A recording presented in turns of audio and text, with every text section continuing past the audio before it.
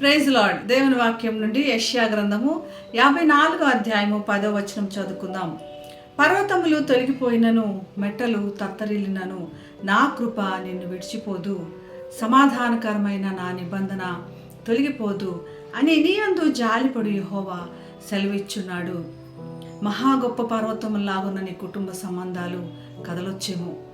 నువ్వు ఎంతో ఆర్థికంగా స్థిరంగా ఉండి కదలనటువంటి పరిస్థితి, లేదా ఎన్నో తరాలకి సరిపడినటువంటి ఆస్తులు, ఆరోగ్యం లాంటి పరిస్థితి ఉంటుంది. కానీ అది కూడా మరి మెట్టలు ఎలాగైతే, లేదా కొండలు లాంటివి ఎలాగైతే స్ట్రాంగ్గా ఉంటాయి అలా ఉండొచ్చేమో. కానీ అవి కూడా తత్తరిల్లని కదిలినటువంటి పరిస్థితులు రావచ్చు.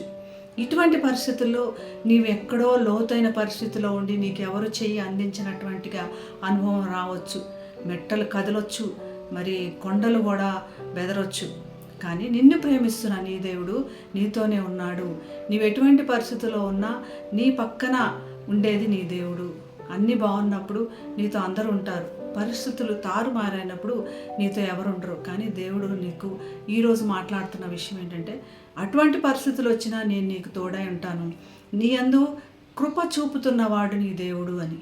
కృప చూపుతున్నాడు కాబట్టి ఆయన యొక్క కృప, సమాధానము, క్షేమము, సంరక్షణ, సమకూర్పు మనకు దయచేస్తున్నాడు.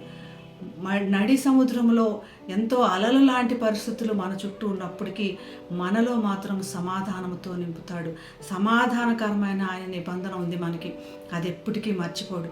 నీ చుట్టూ మరి అలలు లెగుస్తున్న, పెను తుఫాన్ లాంటి పరిస్థితులు ఉన్నా నీలో మాత్రం సమాధానంతో నింపుతాడు. నిన్ను మాత్రం నిన్ను మర్చిపోడు, ఏ సమయంలో కూడా చేయి విడిచిపెట్టడని దేవుని వాక్యం తెలియపరుస్తుంది. మరి ఇటువంటివి ఆయన నిబంధనలు ఉన్నది కాబట్టి నెరవేరుస్తున్నాడు.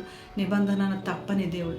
అందుకనే చక్కగా భక్తుడు కూడా రాసుకున్నాడు, మరణమైన, జీవమైన, మరి దేవదూతలైనా, ప్రభువులైనా, ఉన్నవి అయినా, రాబోవైనా, ఎటువంటి పరిస్థితుల్లోనైనా సృష్టించబడిన మరి ఏదైనాను, ఎత్తైనా లోతైనా, మన ప్రభు అయిన క్రీస్తునందలి ప్రేమ మనకు ఉంది కాబట్టి మనల్ని ఎడబాపనేరదు.